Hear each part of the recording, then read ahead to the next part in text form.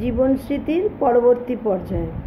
ছেলেবেলার দিকে যখন তাকানো যায় তখন সবচেয়ে এই কথাটা মনে পড়ে যে তখন জগৎটা এবং জীবনটা রহস্যে পরিপূর্ণ।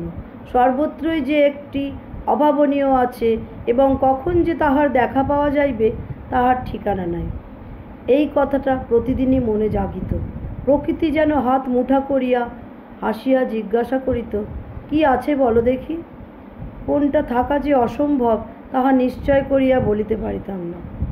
বেশ মনে পড়ে দক্ষিণের বারান্দার এক কোণে আতার বিচি পুঁতিয়া রোজ জল দিতাম। সেই বিচি হইতে যে গাছ হইতেও পারে একথা মনে করিয়া ভারী বিস্ময় এবং ঔৎসুক্য জন্মিত। আতার বীজ হইতে আজও অঙ্কুর বাহির হয়, কিন্তু মনের মধ্যে তাহার সঙ্গে সঙ্গে আজ আর বিস্ময় অঙ্কুরিত হইয়া ওঠে না।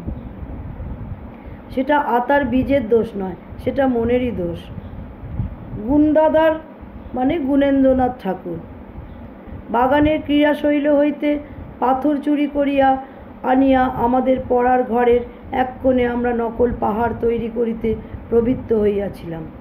তাহারই মাঝে মাঝে ফুল গাছের চারা পুঁতিয়া সেবার আতিশয্যে তাহাদের প্রতি এত উপদ্রব করিতাম যে নিতান্তই গাছ বলিয়া তাহারা চুপ করিয়া থাকিত এবং মরিতে বিলম্ব করিত না। এই পাহাড়টার প্রতি আমাদের যে কি আনন্দ ও কি বিস্ময় ছিল তাহা বলিয়া শেষ করা যায় না। মনে বিশ্বাস ছিল আমাদের এই সৃষ্টি গুরুজনের পক্ষেও নিশ্চয় আশ্চর্যের সামগ্রী হইবে। সেই বিশ্বাসের যেদিন পরীক্ষা করিতে গেলাম সেই দিনই আমার গৃহকোণের পাহাড় তাহার গাছপালা সমেত কোথায় অন্তর্ধান করিল।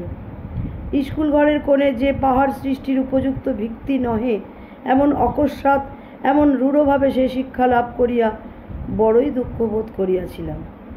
আমাদের লীলার সঙ্গে বড়দের ইচ্ছার যে এত প্রভেদ তাহা স্মরণ করিয়া গৃহভিত্তির অপসারিত প্রস্তরভার আমাদের মনের মধ্যে আসিয়া চাপিয়া বসিল।